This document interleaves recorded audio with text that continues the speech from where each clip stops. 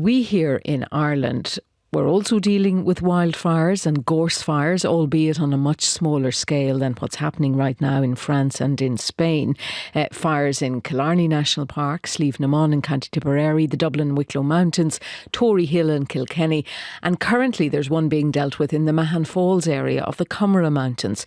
So how prepared is this country for this type of emergency in light of the hotter summers due to climate change? With us in studio this morning, ecologist and author Pádraic Fogarty. Pádraic, thanks for coming in. Your answer to that question of how prepared Ireland is to prevent these fires in the first place, many of them started deliberately. Yeah, well, I mean, the good news is we're a little bit more prepared than we used to be. We've been dealing with fires in Ireland on this kind of scale, or maybe not quite on this scale, but on this level for maybe 15, 20 years. In recent years, we have a better emergency response. We see in our national parks, helicopters, drone surveillance and things like that, monitoring for fires even before they happen. So that's the good news. But the good news runs out pretty rapidly, because when we look at things like our legislative framework, the fines that people place, the risk of prosecution for fires, really our legislation is stuck where it was 30 years ago. So the deterrent isn't strong enough. The deterrent isn't there. In the very unlikely event that anybody gets caught and prosecuted for something like this, the fines might range to the hundreds of euro, which really is not a deterrent. Is it possible to have controlled burning in places like this? No. Now, this is another thing that has been a bugbear of mine for some time, because it is illegal to set fire to the land during the bird nesting season, which is from the 1st of March to the end of August. But outside, it's not. And we get very mixed messages, particularly from the farming community, about whether fire is acceptable or even beneficial. Now, fire should be unacceptable on land. We should not be burning land, full stop. We saw maybe 2 years ago where there were major fires in February, which was very unusual to have such a dry period so early in the year. So fires are damaging even when they are so-called controlled fires, which in my view don't exist. But this comes back to what I think is the fundamental problem with our unpreparedness, is that our land use is such that our ecosystems are completely degraded. It's meeting now a worsening climate situation where we get more and more prolonged dry spells, so that we're going to see more and more of these fires and worse fires unless we start addressing our land use issues. So on that front, how should the government be preparing, the government and the rest of the country?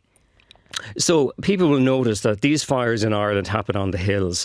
These are peatland habitats. They should be wet. They should be our climate champions, because peat is so important for storing carbon. And they should also be really important biodiversity areas, except they're extremely degraded state, which means they dry out very quickly and are very fire vulnerable. So the response should be basically the opposite of that, basically trying to keep as much water on the hills as possible.